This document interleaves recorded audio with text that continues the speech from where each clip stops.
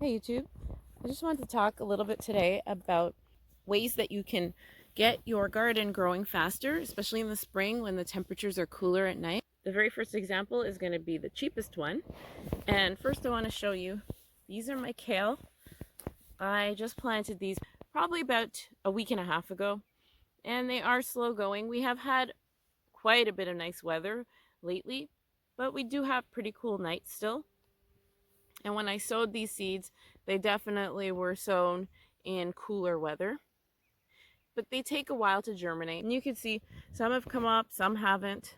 The ones that's come up the most are these right here, and you can see what that looks like. And here's my first method of growing stuff faster in the spring. And look at the difference.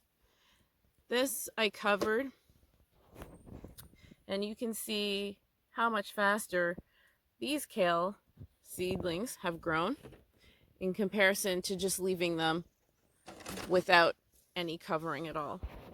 So that's my first one. And what I do is now that we're at the time of year where it is pretty much spring going into summer, I just leave the top uncapped permanently.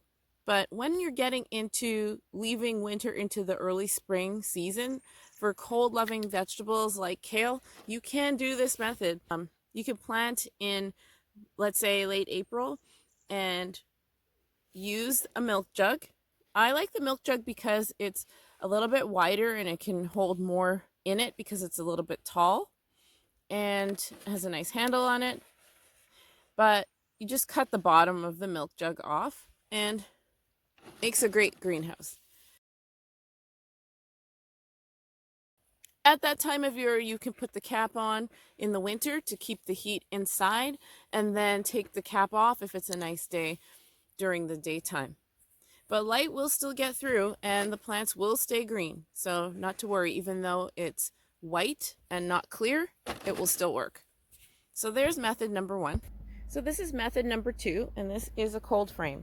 And this actually is my favorite because it's kind of like a medium price range. And if you have scrap wood, you can actually do this for very, very cheap. It behaves sort of like a permanent structure, but it's movable, if that makes sense. In here, I'm starting to grow some spinach and beets, and I'm not sure if they will work because the only downside to having something like this is when the sun is beaming hot, you have to pay attention to this. I happen to have had mine completely closed on two really, really hot days. And you can imagine with a window as the top, this is going to pull in so much heat on really, really hot days. So the only thing that's a downside to it is you have to pay attention to hot days, but this is a perfect medium for growing vegetables into the fall. This can extend your growing season too, but you'll see that it really won't hold a vegetable that grows any taller than the height of the inside of that container. So this is, I would say the milk jug is a perfect solution for spring because all your seedlings will be growing from seed and it gives it plenty of time to grow. Even a month of growth underneath that milk jug will be able to hold. Whereas this method is good for spring, but where it really shines is in the fall because whatever you have growing will extend its life. And in the middle of summer, the only downside is to really pay attention to this lid, making sure that it stays open if you're going to keep using it, and then close it on colder nights or something like that. But I may have actually cooked these seeds because I forgot to open it on those hot days. This makeshift cold frame, you can see, is literally 4 sides of old windows that we inherited when we moved here. And there's the lid right there. So the lid hasn't been on for a few weeks now. This is cornflower. What's amazing about this cold frame is that this cornflower I didn't even think was growing. I planted this in late summer last year. Nothing seemed to be going on with this, to be honest. I thought that it didn't work. I thought the seed was no good. And I forgot all about it. And then winter was coming in, and I could see that my lettuce that I planted was finally starting to come in. I didn't have really high hopes for it, but I really liked the fact that I had something green growing late into November.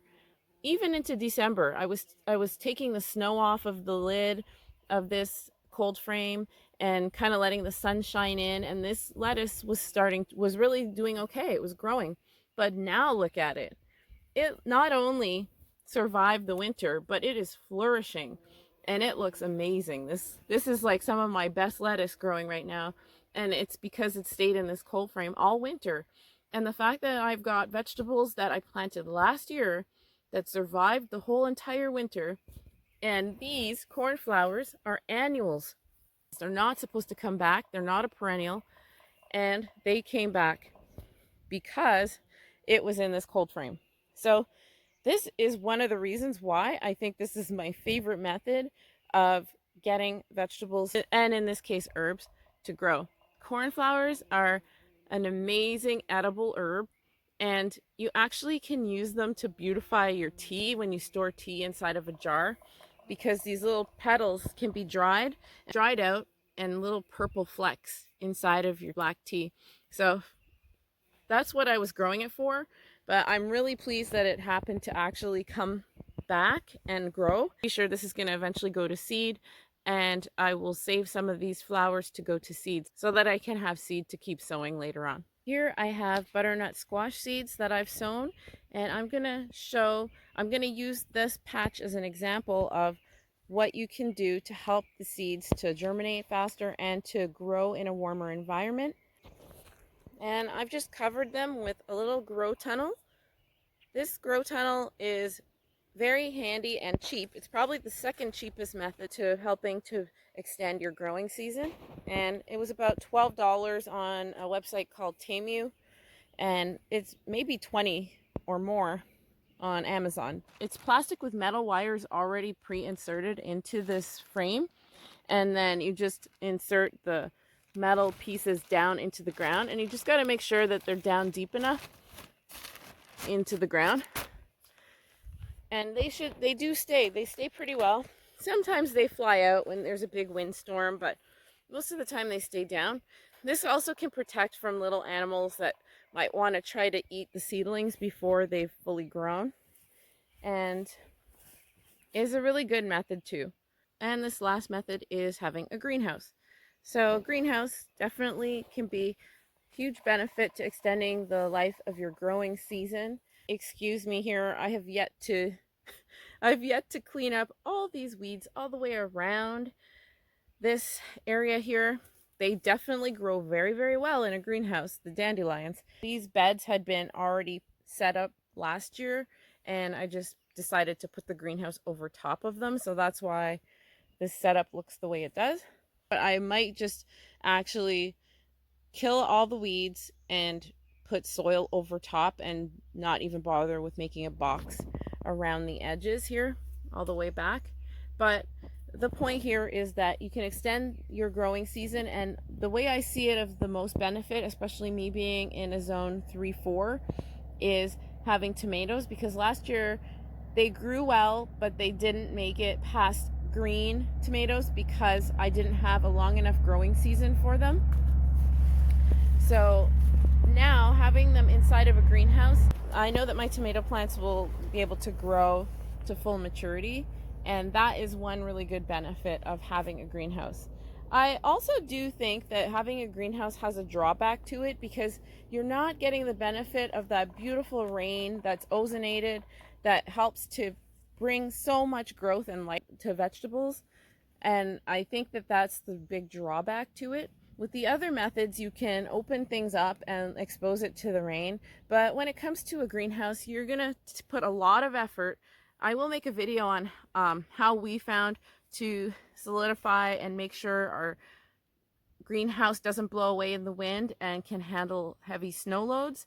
I'll do that at another time, but what I will say is that it takes a lot of effort to secure a greenhouse, and you're definitely not going to be taking off the plastic so that rain could fall into your garden beds here. So that is one thing that you will be missing out on when it comes to these vegetables.